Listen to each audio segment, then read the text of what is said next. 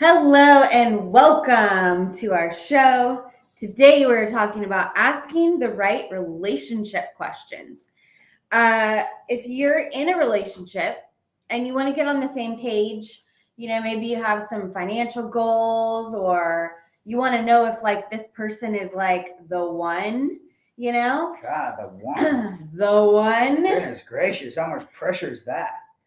Well, there's a time when someone's not the one, and then there's a time when someone is the one.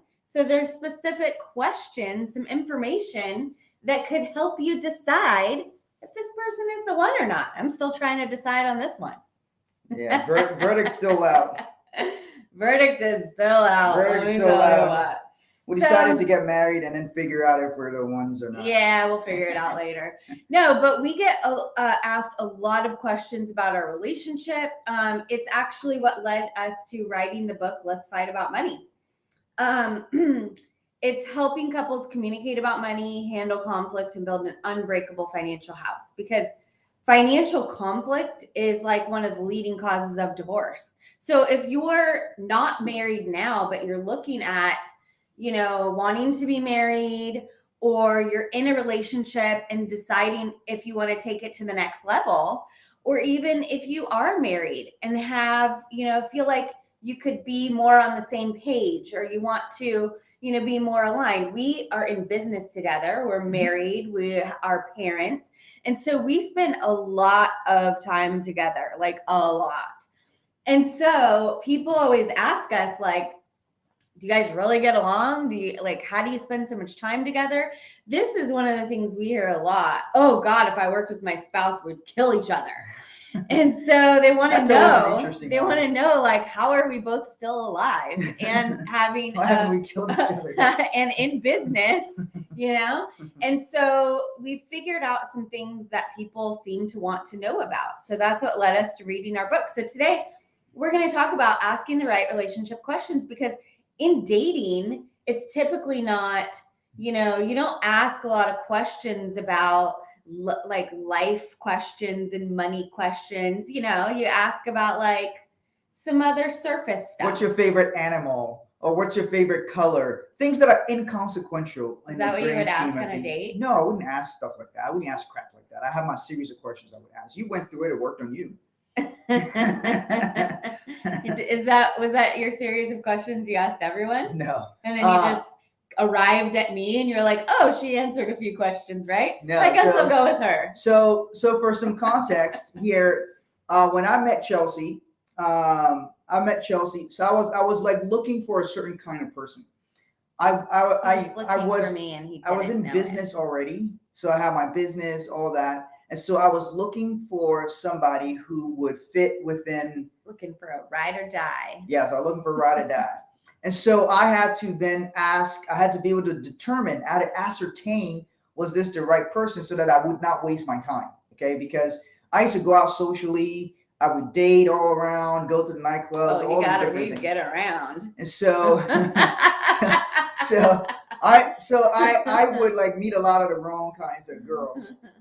And so I needed to have a way to ascertain, is this the right kind of person I could be serious with? He took me out on one of our first dates, and we went to 5 different places in downtown San Diego. And the people at the door, every single person knew him. He frequented there every weekend.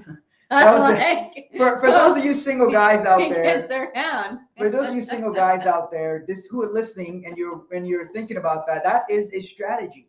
The reason I did that, I would take her to multiple places, is because get recognized.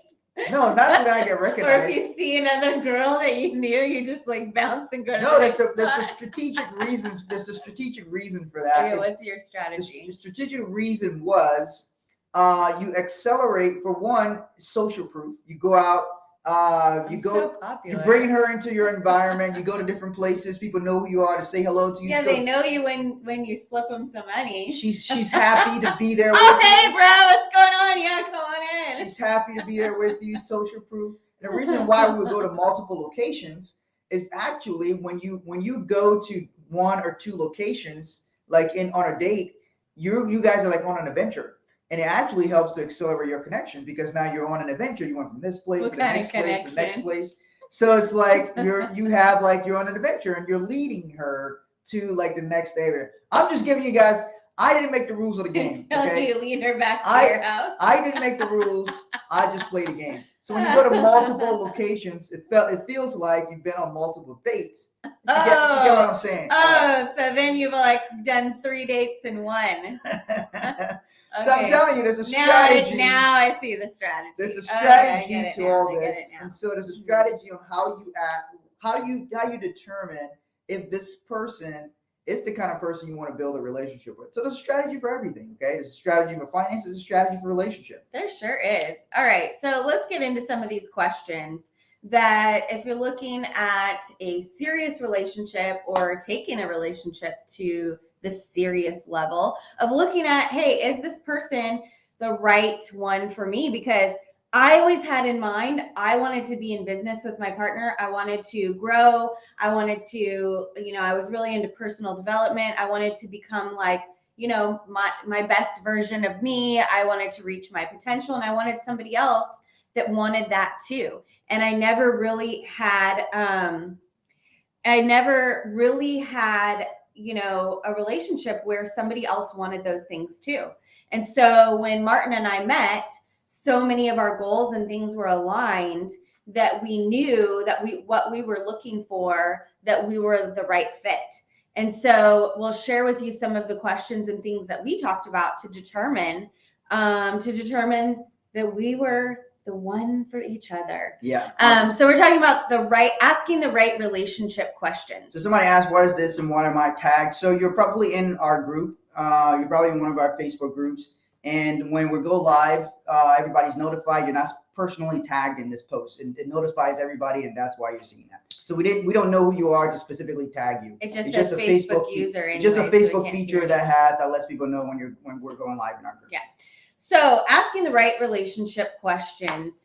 Here is the first one. What is your ideal life? This is like a very broad question, but when we have a lot of clients who are married, and when we talk about like financial plans, they're all over, talking about their financial goals, is sometimes couples find out they have a very different idea of what their ideal life is. Like if you were living your perfect life, what would that entail? Like, where would you live? What kind of home would you have? Would you have multiple homes? Would you be in the mountains? Would you be on the beach? Would you travel? Would you have a lot of kids? Would you have a business? Would you, all of the things that are included in your lifestyle, like what would that look like? Like Martin wants to go on a cruise in Alaska. That sounds horrible to me. I hate the cold weather. I love the beach. Okay, I want to go to tropical islands all over the world. But I'll tell you, that's not like a deal breaker. It's not like he wants to go live in Alaska. I would live on a tropical island. But those are things that are important to discuss, because you could have a deal breaker where like somebody doesn't want to live in the city and someone else has to live in the city. Or maybe one person doesn't want to have any kids and the other one wants to have 10. So these are important things like my dad.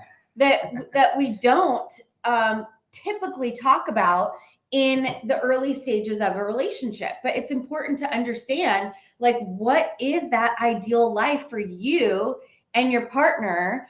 And then what does it cost? Like, what is that life going to cost? If you want to have 10 kids, do you know what that's going to cost? So you got to talk about it. Yeah. It's people don't spend, it's said that people spend more time planning a vacation than planning their life. So meaning that they get excited and book the trip, the flights, everything. They put more time and attention and saving the money at the hotel and doing a cruise, an excursion, or whatever it is they're going to do for their vacation. Some spend more time planning their weekend. Yeah, but don't actually map out, okay, over this next year, these next 3 years, 5 years, what do I actually want to achieve? What do I want my life to look like? If ideally, if I lived in the life I want, where would I live? How would that look? What type of vehicle would I be driving? How would I travel? Do I want to travel on Spirit Airlines? No. Sorry to whoever travels on Spirit Airlines. I don't even know how they exist. Clearly, I think people only fly Spirit one time. That's my theory. That people, they're going with one-timers. Somebody flies on it on one time and then never go back again. So all of that is part of your, what kind of lifestyle do you want? I think it's like the Jerry Springer show. People show up to see the fights. The lead, I posted the other day. It's like cheaper than paying for a boxing match or going to UFC. I want to be Go to entertained. Spirit Airlines. said that the leading cause of airport fights is Spirit Airlines. So, but look at how you want your life to be. Like the reason I want to go on an Alaskan cruise is because I grew up in Africa. My country is on the equator, so is in West Africa. Liberia is where I was born and grew up. So I grew up all through West Africa, all of that. So there's certain things I want to do, but understand the way you raise your family, the things you're trying to do, the way you want to live your life. Think about what you want that ideal life to look like, and you got to find a partner that fits within that. I know somebody who got divorced just because they disagreed on how to raise kids. One person wanted to raise their kids one way, the other person wanted to raise the kids another way, and they just could not get into an agreement. This would have been easily solved if you discuss these things in the beginning. So being very clear about what you want, and not holding back and not pretending to be different. Like some people try to put on like a good front in the beginning when they're starting a relationship, but then like being real about how you are. And it's a very important thing because, and it's something that I grew up dealing with. Like I grew up where my father was a diplomat in my country. So you had to be a certain way and you couldn't communicate the way you wanted to communicate. So, but the more you strive to be yourself and lay out the things you really want in life, the more you will pull that in. Yeah. So, and a lot of times people will get into a relationship for years, and then like you were saying, they find out that they have different parenting styles. Mm-hmm. Or, maybe they don't map out and think what they really want in their life. And then you go through life and then you realize like, what am I doing with my life? You're just going through the motions and not really like working towards something. And then when people don't feel fulfilled in life, then they start bickering, they start blaming each other. And so if you just kind of look at, hey, what do I want in my life and how can we support each other to get there, then you're going to have a much more fulfilling life. Mm-hmm. And you're going to be working towards something together. So the other question, once you kind of think about, okay, what do I actually want in life and what will it cost? What is that lifestyle going to cost? Then you got to look at, where are you now? Here's a question to ask for somebody, like if you're not already married and you're not already combining finances, is to find out, where are you now? Where are you financially? Where are you in reaching your life goals? And this is something that can asking the person that like, question. Where are you financially now? How much money do you make? How much debt do you have? How much money do you have saved? Do you have life insurance? Do you have a retirement? And we'll tell you how to ask this question. Don't just bombard them like that. That'll make you look crazy. Okay, so we'll tell you how to tactfully. You will decide for them that you are not the one. Yeah, we'll tactfully tell you. What's up, Sam, the Soul Stylist? Girl. We will tell you. We'll share with you how to bring these questions up so you can ask these questions and get the right answers for them. So yeah, you want to know, because this is another problem in relationships, is people don't talk about where they are financially. They get married or they're combining their finances and then they find out, oh my God, this person has all this debt, or this person is like not where I thought they were financially. And so just getting it out there and finding out, hey, because if you know the kind of relationship and person and qualities that you want, then you have to also be somebody who deserves that and who attracts the type of person that has those qualities that you want. So you got to get it out there. You've got to talk about, hey, where are we financially? What are our financial goals? And this is what we help our clients to do, is identify where you are now. So everybody has a financial house. Some people have a financial shack and some people have a financial mansion, and some people are in between. So it's important to know where you stand There are 6 building blocks that make up your financial house. Those things that I just rattled off, those were the 6 building blocks. Those are the pieces that make up your financial house. And so you need to know, where do you stand? How much money do you have coming in and going out? How much debt do you have? And do you know how to handle it? Are you putting money aside? Do you have reserves? Do you have life insurance in place? Do you have a plan for retirement or building wealth? And do you have an estate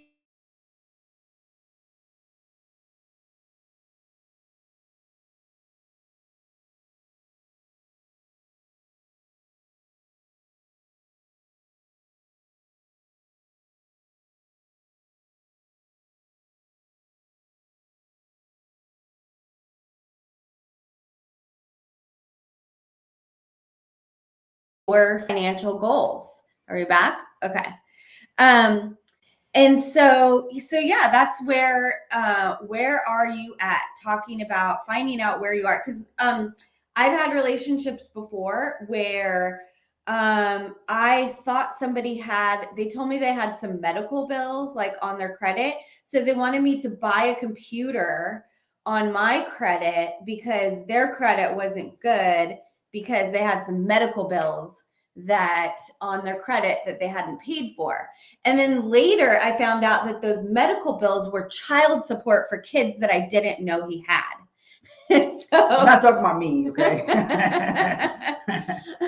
I'm still trying to find out. She's talking about somebody else. She's trying to find out if I got some kids in Africa that I've had 22 years ago, and I don't know. Yeah, well, that's what happened.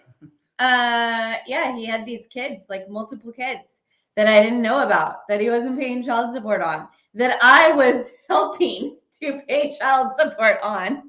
Unknowingly. Yeah. And so, yeah, one day I found these documents and it was like child support. And I'm like, who is this for? So it's important to understand where you and your partner are when it comes to finances, especially also with credit, because if you guys try to get a loan, if you try to buy a house or buy a car or get into business, and then you go to the bank and you find out, oh, this person that doesn't have the credit. Yeah. It's a lot better to have that conversation ahead of time than to find out the hard way. And so, look, we've seen it all. And by the way, we're actually doing a training virtual class later today. We're going to talk about how to use life insurance to buy real estate. But we've seen where people go to buy real estate. If you're going to go buy a property together, it's something you may want to know in the beginning, because you may want to start planning for that. Maybe somebody needs to clean up their credit, understand. All of these are things. It's only an issue to discuss it when there's misunderstanding, fear, and embarrassment. Like somebody wouldn't talk about their credit if their credit isn't good. You ever notice when somebody's got good credit, they always brag about it? So if somebody doesn't want to talk about certain things, that is usually an indication to me that they're not proud of the condition it is in. You ever notice people like to tell you they're happily married, my kids are great, blah, blah, blah. But if their kid is abusing drugs and in a drug facility, they don't always come and just, hey, my kid's in a drug facility, whatever. I don't know. That's what keeps in my mind. But I'm just saying, people don't want to brag about the things that don't make them look good. It's just a human thing. Nobody wants to put out their stuff that doesn't make them look good. So as a result, people may not want to talk about that. So he says, I'm asking my credit up front. Yeah. And someone else said I'm broke. Something about I'm broke. Not in my mind. But mentally. Yeah. So when you're looking at a relationship or the kind of person that you want to be in a relationship with, you have to look at, so if you're broke, do you want to date somebody that's broke?